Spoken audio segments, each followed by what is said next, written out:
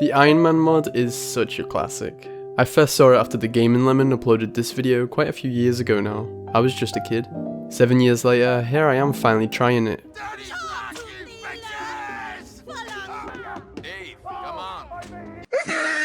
This portrayal of Tony Stark looks so empty and soulless, it reminds me of someone. Oh, me. If you told me this Toys R Us version of Tony Stark was actually made of plastic and had recently survived a fire, causing severe burns and melting, I would probably call you insensitive, but I would believe you. My story begins in Cousin Roman's apartment where I could get a closer look at this made in China action figure. Or from Tony's perspective, he could get a closer look at all of you watching. Nightmares aside, I went downstairs and picked probably the most beat up vehicle in Liberty City. I honestly don't know why the driver was so resistant when I tried taking it. Like, come on. The kidnapping the family member thing I can understand, but I released him peacefully, so don't get a big head all of a sudden. I made my way to Stark Tower over Algonquin Bridge, but this car is just so distracting. Every quarter mile it lets out this enormous brown fart cloud. But yeah, I didn't mean to gloss over the fact that this mod actually adds Stark Tower into the game. It's just this car is so trashy. No matter though, I made my way into the building and wow, this place is classy. And look at my options here, they even added C-3PO, Hot Wheels, Power Rangers, Mass Effect Man, and is that the Silver Surfer? Colour me impressed. Enough joking around, I was ready to get in one of the classic suits. After the mask had its way with my face, I thrusted into the air, hitting my head on the ceiling. I'd pretty much already ruined my suit. I could kinda sense the judgment in Jarvis's voice. I got the hang of it soon after though, and beautifully launched out of the tower. Similar to how baby birds have to eventually leave the nest. Yeah, there was a couple bumps and scratches here and there, but I was gone. Like a bat out of hell as they say, but quite a tame level-headed bat. Now hovering over Francis International Airport, I drop down and pick a fight with the toughest guy I can find. Things escalate quickly, but 3 civs with the worst timing ever run in front of my hand cannon. Quality content. The fighting continues. I hit my head for probably the 20th time now. With all this action now, I might as well test out my weapons. I have lock-on missiles, darts, a chest cannon, and bullets, which I unnecessarily demonstrate on a taxi driver and his 2 passengers. I mean, I am kinda surrounded by police, the perfect target practice. But then I realised something. These cops really aren't that much of a threat to me. One of them even chased me on a Faggio. How cute. As with all cute things, I'm a man, and I put a swift end to it at once.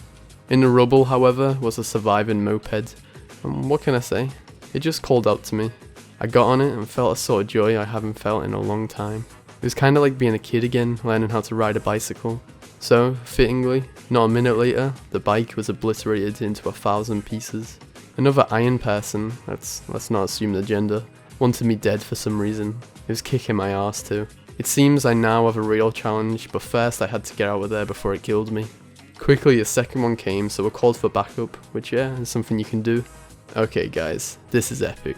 Only mods can bring you battles quite like this in a GTA game. Well, at least before GTA Online.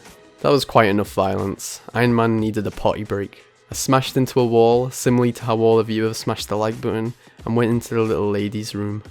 Just as I expected, hygiene is clearly #1 priority here. I messed around with my trainer and found the sit option so I could finally enjoy some serious roleplay. The ambience of buzz and flies really aided this experience. What a temple, 5 stars. From one classy establishment to the next, I flew to the strip club.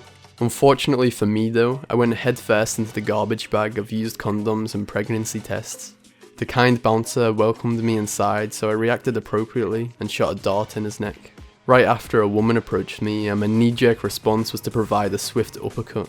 Embarrassingly, I missed her completely and now I'm thinking that maybe I've been overreacting all this time.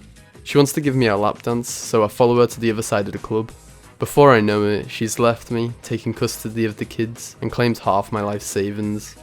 After understandably darting her, a bouncer gets all up in my business, which is very confrontational and quite the show of power.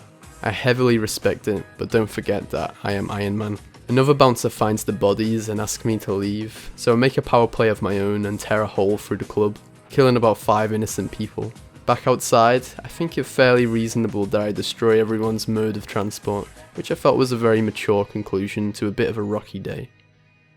Hope you enjoyed today's video, everyone. I should mention that the style was quite obviously inspired by Modest Pelican Gaming.